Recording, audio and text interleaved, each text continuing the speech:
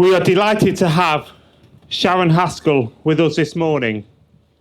Sharren is a member of the Knesset and the Deputy Minister of Foreign Affairs for the State of Israel. She is a passionate defender of Israel's security, a champion of free speech and democracy, and a tireless advocate strengthening Israel's voice in the world. Please welcome Sharren Haskel. Thank you very much.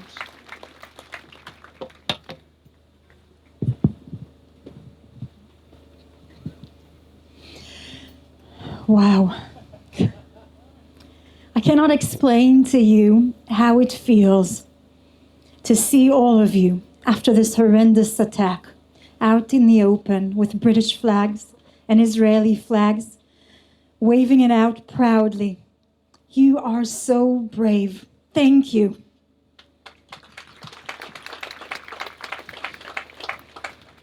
Dear Alan Levy, Chair of the Trustees of the Heaton Park Synagogue, dear Ambassador Daniela Grudsky, that is here with us today, thank you to our friends at the Northwest Friends of Israel, the Jewish Representative Council, and I want to begin by thanking the entire brave Jewish community here in Manchester for inviting me here today. Thank you.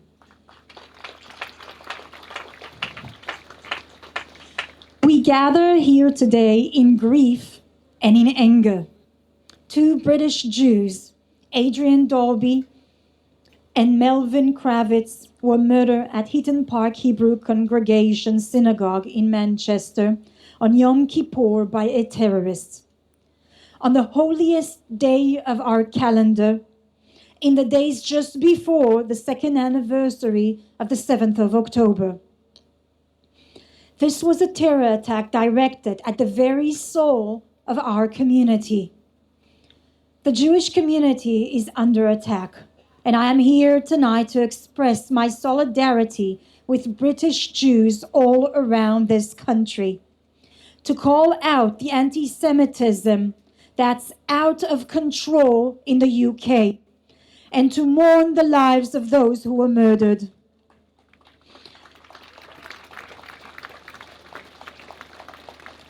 May the memory of Adrian and Melvin be a blessing for us all.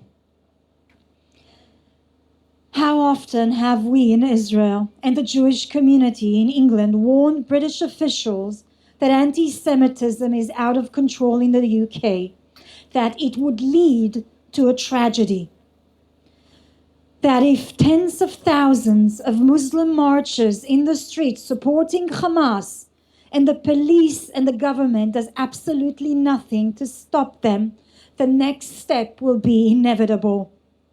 Terrifyingly, we saw this week that those warnings came true.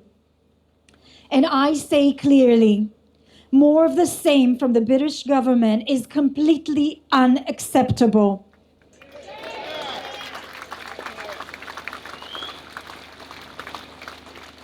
What is the UK government going to do about the tsunami of Jew hatred and violence on Britain's street that has exploded since the worst massacre of Jews since the Holocaust on October 7? 2 years ago, on October 7, our daughters were raped. Our grandparents were burnt alive. Our families butchered, one after another, in the worst massacre of Jews since the Holocaust. I stand before you with a heart that is completely shattered, not only because of that horrific day, but because even as victims of this war that was caused by Hamas on that horrific day, we are witnessing not just attacks on our people, but a battle of values, a clash between civilization and barbarism, between the principles of morality and the lawlessness of hatred. Our societies are built on justice, human dignity, and the protection of the innocent. Our enemies, however, celebrate cruelty, revealing suffering, and seek the obliteration of those whose states who stand for decency. This is more than a conflict over land or politics. It is a struggle for the very soul of humanity. And we cannot remain silent in the face of such evil. Neither can we afford to lose. Our lives continue to be threatened every single day, even when we are abroad. The fact is, it is unsafe for Jews in the UK. Here in Britain, the United Kingdom, a nation whose moral strength and military might helped defeat the Nazi monster and bring about the destruction of that evil regime. And yet today, here, as a Jew, I am not safe in your streets. I'm threatened with death for nothing more than my very existence. I stand before you in a bulletproof vest, a Kevlar vest here on this stage. I'm not allowed to be here without it, not me and not the Israeli ambassador. Not because of some imaginary fear, but because real people have been violently attacked. Real people have been murdered. I just met now on the way a Jewish citizen here from Manchester. We hugged and cried. She was telling me about the violence and the hatred towards children here, towards the Jewish community. And I know that because of my family. My cousin's daughter cannot go to school. She's homeschooled now for a year because she was stabbed in her classroom by a Muslim student, and her school did nothing to protect her. She can no longer study within the education system. Her only crime is being Jewish. Today we commemorate the thousands of lives brutally stolen by monsters. We remember the 48 hostages still held in the dungeons of Hamas 2 years later. And yet so much of the world seemed to have forgotten it was that cult of torture and hatred that started this war, and yet they refused to hand back our hostages. Meanwhile, governments around the world, including the UK, have rewarded Hamas by recognizing a Palestinian state. It is an absolutely disgrace. And we commit ourselves to doing everything in our power to bring them home.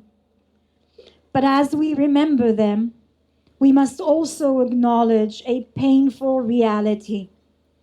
We are surrounded by forces that do not merely threaten the state of Israel, but the very existence of the Jewish people. We are witnessing violent attacks against Jews all around the world. We are living through dark times. Our homeland, the eternal refuge for Jews, is needed now more than ever.